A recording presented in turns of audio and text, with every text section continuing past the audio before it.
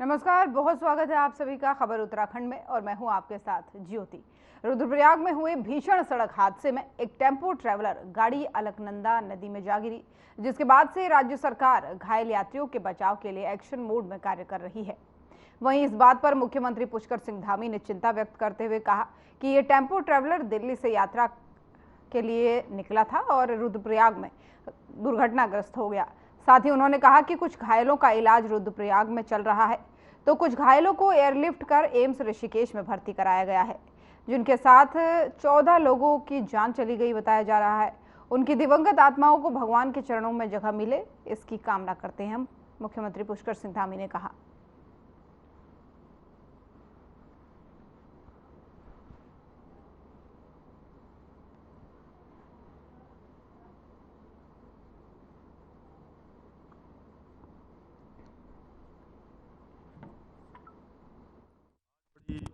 दुखद घटना यहाँ पर हुई है और एक टेम्पो ट्रैवलर जो कि दिल्ली से चला था वो रुद्रप्रयाग के पास जो है दुर्घटनाग्रस्त हो गया है और घायलों को कुछ लोगों को रुद्रप्रयाग में ही उनका इलाज कराया जा रहा है और कुछ लोगों को यहाँ पर एयरलिफ्ट करवाकर एम्स में भर्ती करवाया गया है और सभी की जो भी घायल हैं उनको पूरा स्वास्थ्य लाभ उनका ठीक प्रकार से हो, अच्छी प्रकार से उनकी केयर हो, उस पर हम लोग पूरी तरह से ध्यान दे रहे हैं। यहाँ का प्रशासन भी लगा हुआ है।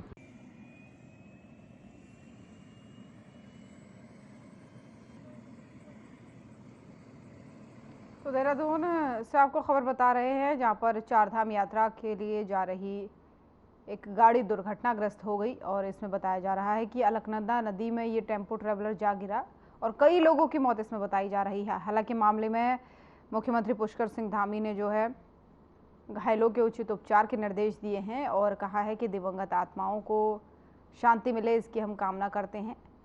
और मौके पर पहुंचे मुख्यमंत्री पुष्कर सिंह धामी, जिसके बाद से घायलों से मिलने हो गए और उन्होंने इस पूरी घटना पर दुख जताया है।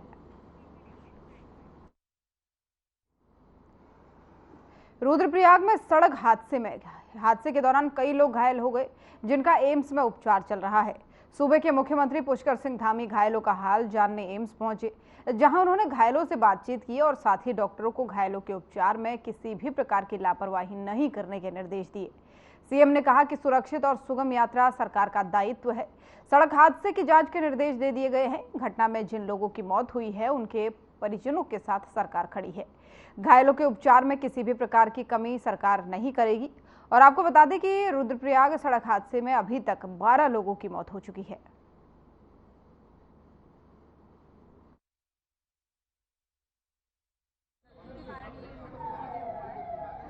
घायलों का इलाज और उनके परिवार के लोगों को जो है अभी सूचना की जा रही है, जानकारी करके, और जैसे मिल जाएगा आगे का इलाज उनका अच्छा हो, उसके लिए सारे समुचित प्रबंध यहाँ अस्पताल प्रबंधन किए हैं और सर दुर्घटना में लापरवाही सामने पाई तो कोई कार्रवाई होगी इनकी जांच के आदेश के। सर टीम का क्या है, कितनी टीम इनकी देख रेख सुरक्षा उसमें है, उपचार में क्या टीम बनाई गई है कोई? नहीं, अच्छा उपचार यहाँ पर अभी जो भी उपचार के लिए जरूरी है, यहाँ पर सभी डॉक्टरों की टीम और काम।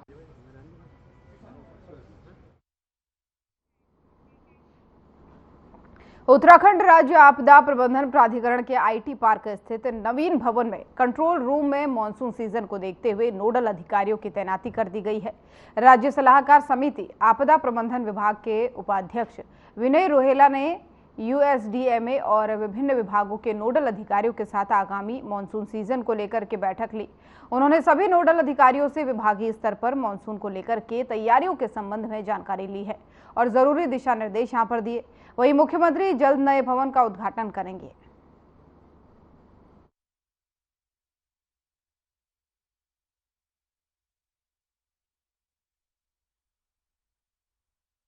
यहाँ जो यूएसडीएमए की नई बिल्डिंग बनकर तैयार हो गई है। ये भवन बहुत दिनों से प्रस्तावित था और सभी विभागीय अधिकारियों की बड़ी कर्तव्य प्राणता और अच्छे कार्य गुणवत्ता के को रखते हुए इस बिल्डिंग भवन का निर्माण हुआ है और आज ये बिल्डिंग मैं समझता हूँ विश्व स्तरीय कार्य गुणवत्ता के आधार पर सबसे उत्कृष्ट और अच्छी बिल्डिंग है। और इस बिल्डिंग के अंतर्गत अब अपना USDA में यानी कि राज्य आपदा प्रबंधन प्राधिकरण यहाँ पर स्थानांतरित हो गया। इस प्रबंधन प्राधिकरण के अंतर्गत पूरे प्रदेश में जहाँ भी आपदा के कार्य हैं उनको संचालित करने, कंट्रोल करने, उनका देखरेख करके उनको व्यवस्थित करने, उनकी रिपोर्टिंग करने और उनसे संबंधित जो भी कार्य हैं यदि उनमें कोई विसंगतियाँ हैं उनमें सुधार करने के संबंध में सभी प्रकार की चर्चाएं और कंट्रोल इस कंट्रोल रूम से होना शुरू हो गया है।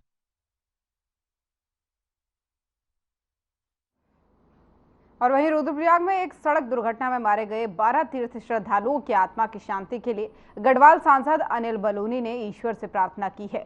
सांसद बनने के बाद से पहली बार कोटद्वार पहुंचे अनिल बलूनी ने रुद्रप्रयाग की सड़क दुर्घटना पर अपनी संवेदना व्यक्त करते हुए कहा कि इस दुर्घटना में घायल हुए तीर्थ श्रद्धालुओं के अच्छे उपचार के लिए हर संभव प्रयास किए जा रहे हैं।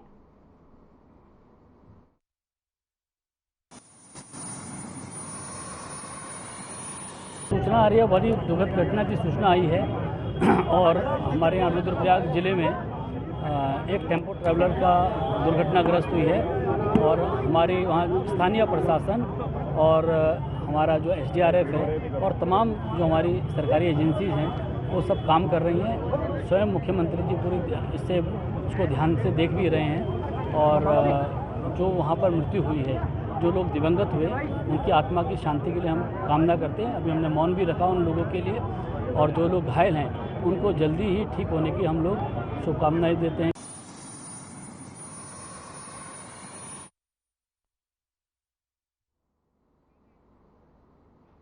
और इंडियन किसान यूनियन का हरिद्वार में राष्ट्रीय अधिवेशन संपन्न हुआ, जिसमें कई प्रस्ताव पारित किए गए, जिसमें इंडियन किसान यूनियन के राष्ट्रीय अध्यक्ष और उत्तराखंड के पूर्व राज्य मंत्री राजकुमार वालिया ने कहा कि सबसे पहले प्रधानमंत्री नरेंद्र मोदी को भारत का तीसरी बार प्रधानमंत्री बनने पर उन्हें इंडियन किसान यूनियन की ओर से बधाई। हमें विश्वास है कि अब भारत के किसानों का विकास और उनकी समस्याओं का निदान किया जाएगा।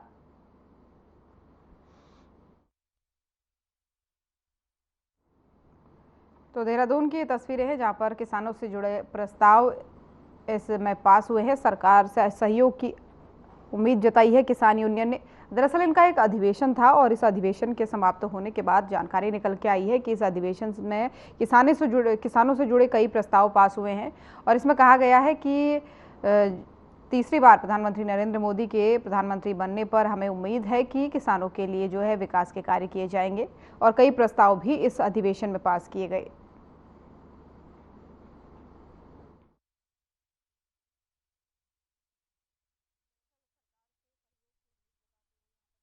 सबसे पहले मैं इंडियन किसान यूनियन का राष्ट्रीय अध्यक्ष होने के नाते सभी पदाधिकारियों का जो हमारे बाहर के यहाँ पहुँचे हैं, यहाँ के हैं, अतिथिगण हैं, सबका हार्दिक स्वागत करता हूँ।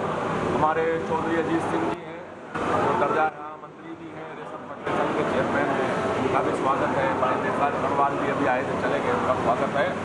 और जो हमारे विभिन्न प्रदेशों के अध्यक्ष आए हैं, जैसे राजस्थान के हैं, कर्नाटक के हैं और पश्चिम बंगाल के हैं, सभी लोगों का मैं स्वागत करता हूँ। इंडियन किसान यूनियन भारत का बहुत बड़ा किसान संगठन है जो किसानों के विकास और उत्थान का काम करता है।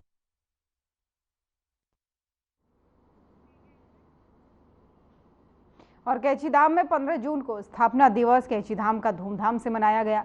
भक्त सुबह से ही लंबी कतार लगाकर नीम करौरी बाबा के दर्शन के लिए बेताब दिखे। वहीं भारी भीड़ के चलते पुलिस की टीम भी चप्पे चप्पे पर तैनात होकर व्यवस्थाओं को संभालने में जुटी रही। इस दौरान भक्तों में खासा उत्साह भी देखने को मिला।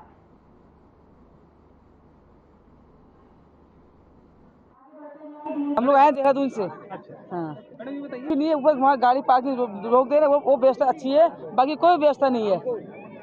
देखो ना, 2 घंटे 2.5 घंटे से हम लोग खड़े हैं पर लाइन आगे बढ़ी नहीं रही। लोग बीच में आ रहे हैं, घुस से चले जा रहे हैं, बस यही व्यवस्था है। पुलिस है ही नहीं है, हम लोग के बैठे हैं यहाँ पर लाइन लगा के, व्यवस्था ही नहीं है। हमने भी ये भी बोल दिया कि पब्लिक को वहाँ रोकने के बजाय पब्लिक यहाँ आ रही है और लाइन आगे बढ़ी नहीं रही, पता नहीं कहाँ से कहाँ घुस रहे। ये तो बस। मेरा नाम संजीव चौधरी है, हम बरेली से आए हैं। हम वहाँ से ट्रेन के मार्ग द्वारा लालकुआं तक आए, लालकुआं से फिर जो काठगोदाम में हमने रात्रि विश्राम किया, फिर बस के द्वारा आए। बस हमारे यहाँ भवाली पर रोक दी गई है। फिर उसके द्वारा हम पैदल मार्ग से चले आ रहे हैं। बहुत अच्छी व्यवस्था है, बाबा के दर्शन पाकर हम भवीभूत हैं, बहुत ही अच्छा लग रहा है। पहली बार आए हम जीवन में जी, पहली बार आए हैं। पहले प्रयास कई बार किया लेकिन सफल नहीं हुए, लेकिन इस बार बाबा ने हमें बुला लिया और कैंची धाम में आके बहुत अच्छा लगा और व्यवस्था बहुत कहने शब्दों में इसे बयान नहीं किया जा सकता। मतलब भीतर से आत्मा तृप्त हो गई है, ऐसा लग रहा है बहुत अच्छा, जाने का मन नहीं कर रहा। मैं यही कहना चाहूँगा कि ये 1964 में करीब बनाया गया था, तो उसके बाद से दिनों रात इसकी प्रगति हो रही है, लोग बढ़ते ही जा रहे हैं। बाबा जी का प्रभाव इतना है कि उसकी कोई था नहीं है, उसका कोई सीमा नहीं बची है।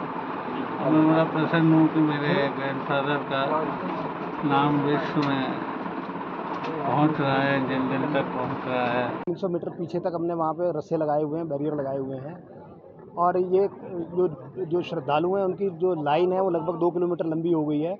मैं लगातार व्यवस्था बनाने में लगा हूँ और श्रद्धालुओं से मेरा निवेदन है, रिक्वेस्ट है, अनुरोध है कि वो अपने लाइन के बीच में किसी को ना घुसने दें, तो कोई अव्यवस्था नहीं होगी। अगर लाइन में आप लोग बीच में लगने देंगे किसी, तो उससे अव्यवस्था उत्पन्न होती है और हमारा पूरा फोर्स अलर्ट मोड में है, लगातार सब लोग काम कर रहे हैं और अब जो सिस्टम है, जो व्यवस्था है वो साइकिल पे शुरू हो गई है। लोग दर्शन करके वापस आने लग गए हैं और जो जो श्रद्धालुओं की लाइन है वो आगे बढ़ने लग गई।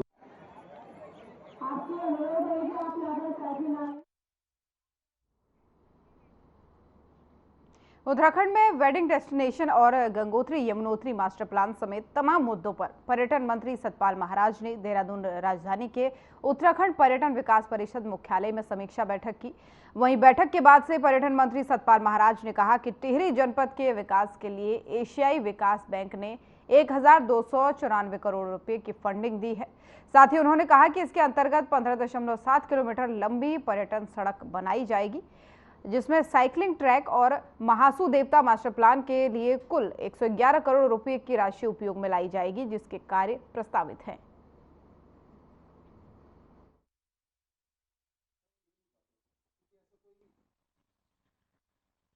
सारी योजनाओं की जो है यहाँ पर जो है बैठक हुई है और इसमें एक्सटर्नल एडिड प्रोजेक्ट्स जो टिहरी लेक के हैं, जनपद टिहरी के विकास हेतु एशियाई विकास बैंक एडीबी के द्वारा जो है 1294 करोड़ मात्र की फंडिंग की मंजूरी जो है दे दी गई है, जिसके अंतर्गत कोटी कॉलोनी में डोबरा चांटी ब्रिज तथा 15.7 किलोमीटर लंबी पर्यटन सड़क, जिसमें समर्पित साइकिलिंग ट्रैक, व्यू पॉइंट, समर्पित होकर क्षेत्र तथा कोटी कॉलोनी से तिवार गांव तक 450 मीटर लंबा ग्लास बॉटम पैदल यात्री सस्पेंशन ब्रिज आदि का जो है निर्माण होना उसमें होगा।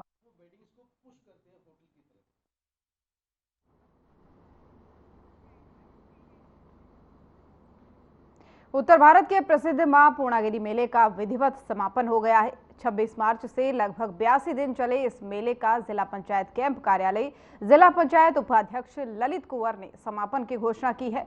इस साल मेले में 22 लाख से अधिक श्रद्धालुओं ने माता के दर्शन और पूजन किए हैं। सरकारी मेला समाप्त होने के बाद विभिन्न सुविधा हटा ली गई। हालांकि मंदिर समिति अध्यक्ष और पदाधिकारी के अनुरोध पर मेले की कुछ सुविधाओं को 22 जून तक बढ़ाया गया है।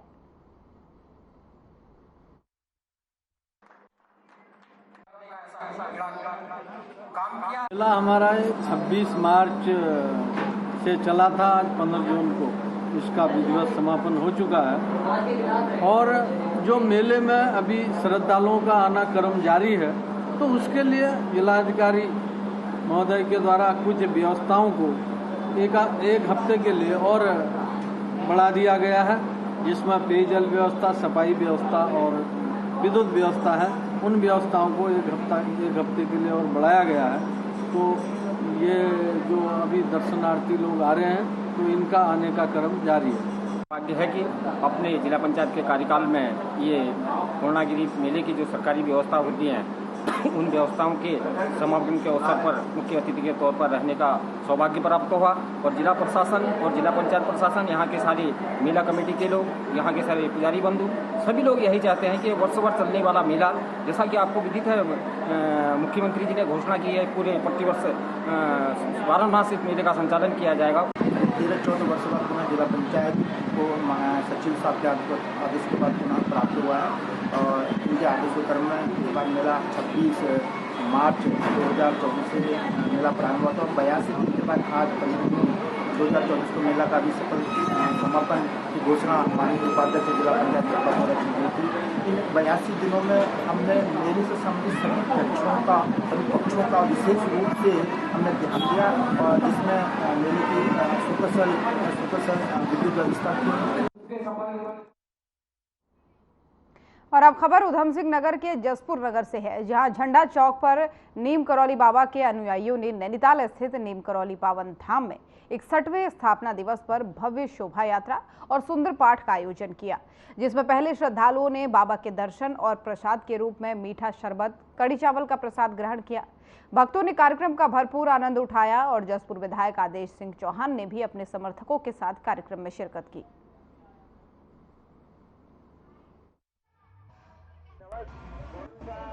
हमने जो किया है वो हम हर वर्ष करते हैं 15 दिन से बाबा नीम करौली जी के कैचीधाम स्थित स्थापना दिवस में करते हैं।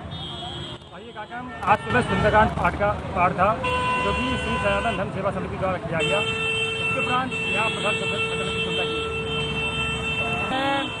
मतलब गणमान्य लोगों का भी आगमन रहा है, जैसे मुकेश महाराज मंत्री जी आए हैं और विधायक साहब भी आए थे और भी बहुत से गणमान्य व्यक्ति और आम जनता के सहयोग से ही किया गया है। 61वें स्थापना दिवस के उपलक्ष्य में किया गया है और पिछली बार भी हमने जसपुर में सभी बाबा नीम करौली सेवा समिति के तत्वाधान में सभी लोगों ने मिलकर इस कार्यक्रम को किया था और इस बार लेकिन इसको बड़ा रूप देते हुए इस बार बाबा श्री नीम करौली जी की, श्री हनुमान जी की भव्य एवं दिव्य विशाल शोभा यात्रा का आयोजन किया गया। इस जो यात्रा सभी क्षेत्रों के मुख्य क्षेत्रों से मुख्य चौराहों से होती हुई पुनः स्वास्थ्य चौक पर आई। स्वास्थ्य चौक से उसकी जो है स्टार्टिंग की गई थी। उसके बाद में आज सुबह से यहाँ सुंदरकांड का आयोजन किया गया।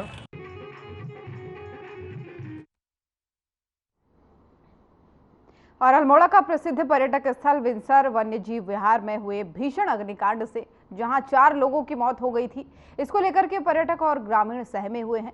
विंसर में कई रिजॉर्ट और होटल हैं जहां पर पर्यटक काफी मात्रा में आवाजाही करते हैं।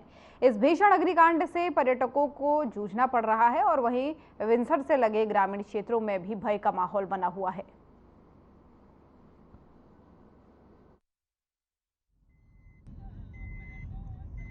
आया था सर, मैं 1-1:30 बजे कह रहा हूँ क्लिक से एंटर किया, फिर 2 बजे तक मैं ऊपर KMVN में पहुँच गया। मेरा KMVN में बुकिंग था, तो वहाँ पे पहुँचने के बाद 1-2 घंटे बाद मुझे न्यूज़ मिला कि बीच में जो सिम्बा कैफ़े है उसके नीचे की तरफ आग लगी हुई है और उसमें एक फॉरेस्ट डिपार्टमेंट का जीप में आग लगी। तो इतना मुझे सुनने में आया। वहाँ चला है, आग लगी है, पास में हमारा गांव है मटीना। बहुत डर लगी है हमको, कहीं आग यहाँ नहीं आ जाए करके। और परसों बिंसर में भी हुई ये घटना, 4 लोग। और अटल आयुष्मान योजना के अंतर्गत उत्तराखंड में भारी संख्या में गरीबों का मुफ्त इलाज चल रहा है। आपको बता दें कि आयुष्मान कार्ड के जरिए 5 लाख रुपए तक का इलाज मुफ्त में किया जाता है और इसी बात को लेकर के राज्य स्वास्थ्य प्राधिकरण की CEO नमामि बंसल ने बताया है कि उत्तराखंड में आयुष्मान कार्ड धारकों की संख्या लगभग 56 लाख है, जो राज्य की जनसंख्या का लगभग 61% है। वहीं साथ ही उन्होंने ये भी कहा कि बीते वित्तीय वर्ष जिन कार्ड धारकों ने आयुष्मान कार्ड योजना का लाभ लिया है, उनकी संख्या लगभग 2,67,996 है। जो हमारे कार्ड धारकों की संख्या है लगभग 56 लाख के आसपास है against the targeted population of around, हमारा जो परसेंटेज है वो रफली 61% है। और इसमें जिन कार्ड धारकों ने बेनिफिट लिया है पिछले वित्तीय वर्ष में, वो रफली उनकी संख्या 2,67,996 है। इसमें प्राइवेट और सरकारी दोनों अस्पतालों की संख्या सम्मिलित है। तो एक अच्छी संख्या में बेनिफिट लिया गया है और इस साल के क्लेम्स भी अब हमारे पास जैसे जैसे आ रहे हैं तो और उसमें अधिक ऐड होने की संभावना है। मानसून जल्द दस्तक देने वाला है, जिसको लेकर के स्वास्थ्य विभाग अलर्ट मोड पर है। डेंगू और चिकनगुनिया को लेकर के हेल्थ एडवाइजरी के तहत मानसून से पहले स्वास्थ्य विभाग ने अपनी तैयारियां तेज कर ली हैं। आपको बता दें कि जिसको लेकर के उत्तराखंड के DG health doctor Vinita Shah ने कहा कि अभी बरसात शुरू नहीं हुई है, लेकिन हमने सभी जिलों के सीएमओ को माइक्रो प्लान बनाने के निर्देश भी दे दिए हैं। हमने सभी सीएमओस को निर्देश दे दिए गए हैं। अभी तो बरसात नहीं हुई है, लेकिन अभी से भी हमने प्रोएक्टिवली माइक्रो प्लान बनाने के लिए कह दिया है। मेन हमारा लास्ट ईयर का जो एक्सपीरियंस है उसमें सोर्स रिडक्शन पे हमें काफ़ी इफ़ेक्टिव रहा, तो अभी से ही अन्य डिपार्टमेंट की हेल्प लेते हुए स्वयं सेवा सहायता संस्थाओं से भी हेल्प लेने के लिए कहा गया है और आशाएं और आंगनबाड़ी वर्कर इसमें लगाए गए हैं। तो हमें उम्मीद है कि इस बार हम थोड़ा सा कंट्रोल कर लेंगे।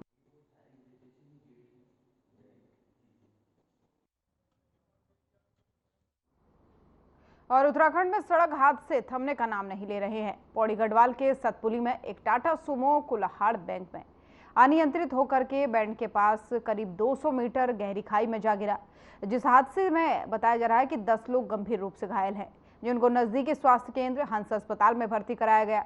वहीं घटना की सूचना स्थानीय लोगों ने सतपुली थाने को दी, जिसके बाद से पुलिस बल मौके पर पहुंचा। साथ ही आपको ये भी बता दें कि घायलों को एसडीआरएफ की मदद से खाई से बाहर निकाला गया।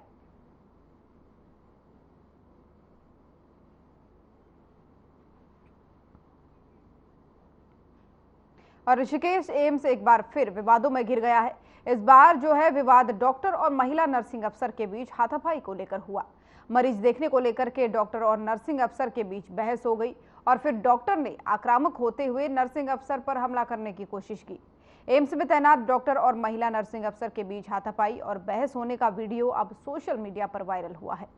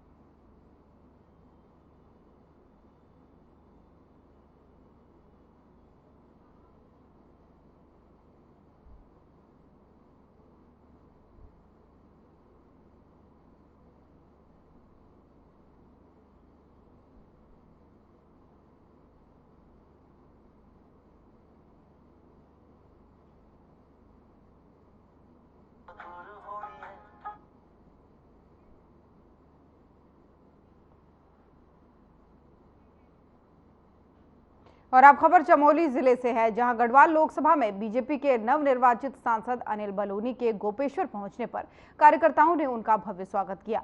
बीजेपी कार्यालय गोपेश्वर में आयोजित प्रेस वार्ता में अनिल ने कहा कि चुनावी घोषणा पत्र में जो वादे किए गए थे वो सभी पूरे होंगे।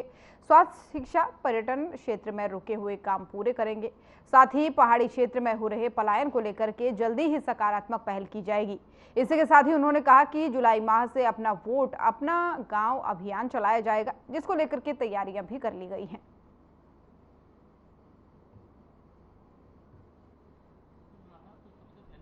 हमारी जो यात्रा है वो हमारे जो पूरे पहाड़ की आर्थिकी की रीढ़ की हड्डी है और हम लगातार मेरा शुरू से कहा है कि पर्यटन और तीर्थाटन आर्थिकी के साथ कैसे जोड़ना है, रोजगार के साथ कैसे जोड़ना है, इसके लिए प्रयास करना है। और निश्चित तौर पे जिस प्रकार से यात्रा में जो दिक्कतें आ रही हैं उसको दूर करने के लिए हमारे मुख्यमंत्री जी भी इसमें बहुत सकारात्मक हैं और हम लोग सब मिलके जो भी यात्रा में अड़चनें आ रही हैं उनको आने वाले समय में ठीक भी करेंगे। गंगा दशहरे का स्नान पर्व अपने आप में विशेष महत्व रखता है। कहा जाता है कि इस दिन मां गंगा का धरती पर अवतरण हुआ था। इस खास अवसर पर हरिद्वार में श्रद्धालुओं की भारी भीड़ देखने को मिली। लोग दूर दूर से यहां गंगा स्नान करने पहुंचे। भारी भीड़ को देखते हुए पुलिस प्रशासन ने भी सुरक्षा के पुख्ता इंतजाम रखे हैं।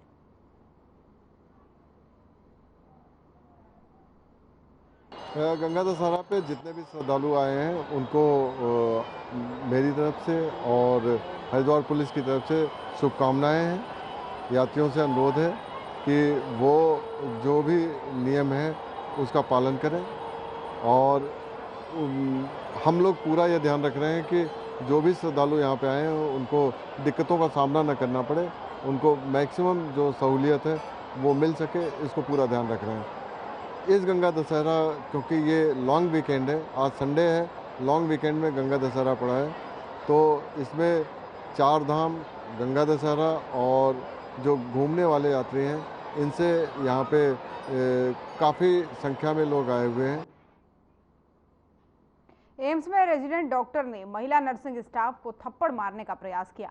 मामले में एम्स प्रशासन ने कार्रवाई करते हुए रेजिडेंट डॉक्टर को निलंबित कर दिया और घटना का वीडियो सोशल मीडिया में भी वायरल हो रहा है। आपको बता दें कि एम्स में रेजिडेंट डॉक्टर और महिला नर्सिंग अधिकारी के बीच किसी बात को लेकर के बहस हो गई, जो हाथापाई तक पहुंच गई।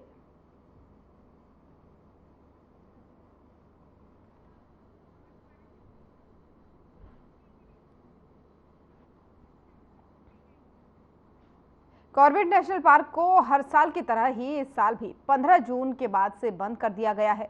वहीं 15 जून को कॉर्बेट नेशनल पार्क की ढिकाला जोन घूमने पहुंचे सैलानियों का दर्द छलका।